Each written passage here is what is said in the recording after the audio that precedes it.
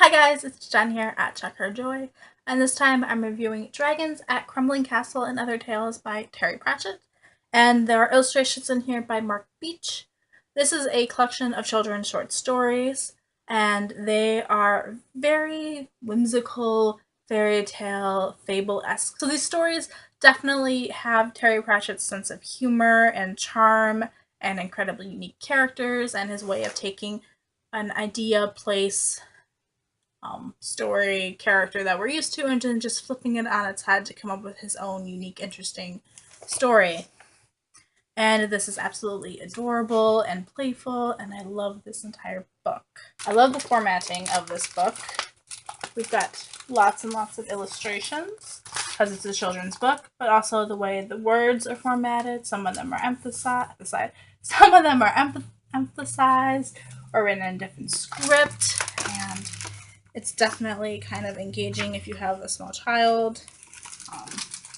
Stuff like this. So the whole way the book is formatted is really awesome and perfect if you're trying to read this to a small child and adds to the whimsical element of these stories. There are 14 short stories in this book. So a lot of them deal with very common children's favorites, I guess.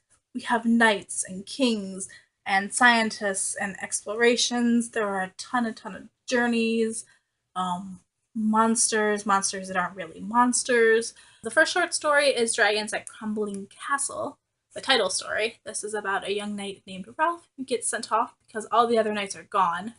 Ralph's not even, I think, technically a knight, maybe, but he's very small, not incredibly prepared, and he ends up gathering up other people on his adventures to go fight these dragons. We have Hercules the Tortoise. Hercules is a tortoise. He really wants to explore what else is going on outside his garden, but his people keep dragging him back, and because he's a tortoise, it takes him a very long time to get to the end of the fence. When he does get through the fence, he ends up having an even more epic adventure than he could possibly imagine. We have the Great Speck, which is about this speck of dirt, which actually has two civilizations living on it, kind of like the Who's in Dr. Seuss.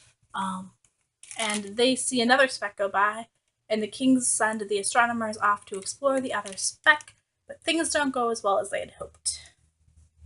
We have Hunt the Snorry, which is about a group of explorers in the Amazon looking for this elusive creature called the Snorry, but nobody knows what it looks like, or even what it is. So what they end up catching is not what they were expecting. We also have Tales of the Carpet People, and there's another short story called Another Tale of the Carpet People. And this is about a civilization of microscopic people that live in a carpet. And they go explore it. In the first story, they want to get from one end to the other so they can start up a new colony because their carpet is fraying.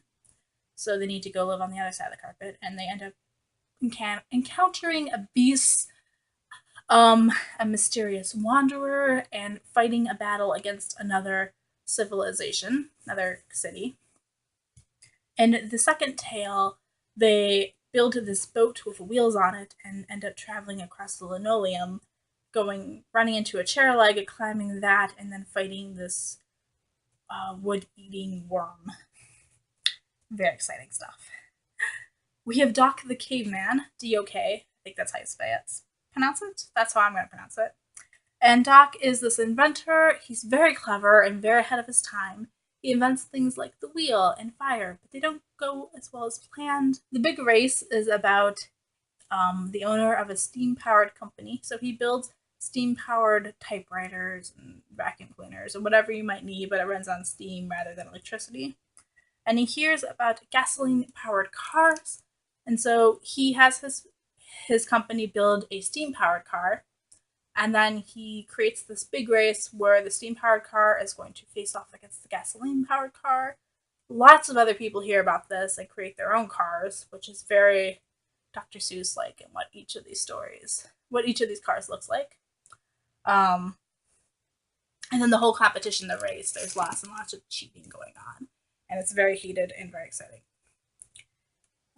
We have the Great Egg Dancing Championship, which is about an egg dancing competition where they have raw eggs, but they roll out on the floor. You have to see where the eggs are, memorize it, you get blindfolded, and then you have to dance across the floor and they count up how many eggs you've broken, and whoever broke the fewest number of eggs wins, which in and of itself is kind of cute.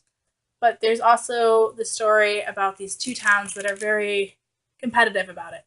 In the one town, we have this dancer who is in love with the mayor's daughter of the other town, and the mayor convinces the dancer that he should throw the competition so that the mayor's town can win.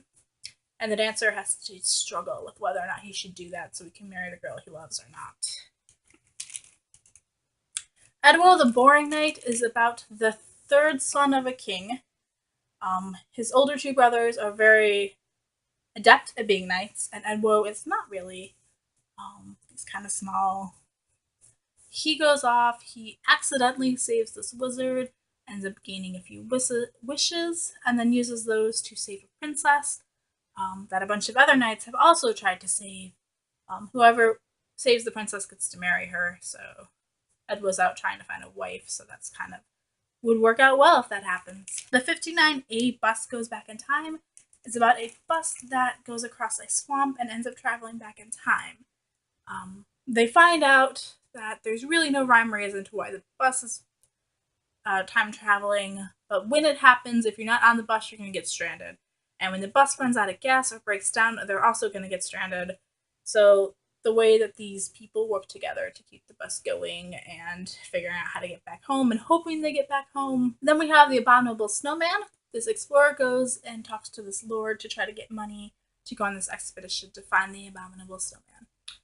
And the lord sounds like, that's a great idea. I want to go with you.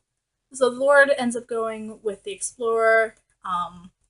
Things kind of happen in a very roundabout way to get to the Abominable Snowman. Then we have the Blackbury Monster. So we have the small town Blackbury where no tourists come. It's kind of very slow, and they want to drum up business. So they invent a fake monster to go around their pond. So the gardener swims with 3 tires attached to him, and it looks like there's like a monster flat swimming. And it does drum up a lot of attention, and they get way more than they were expecting. It kind of causes opposite problems because now they have traffic and, all this attention. They don't have the lodgings and everything. They weren't prepared for this, so I love that story.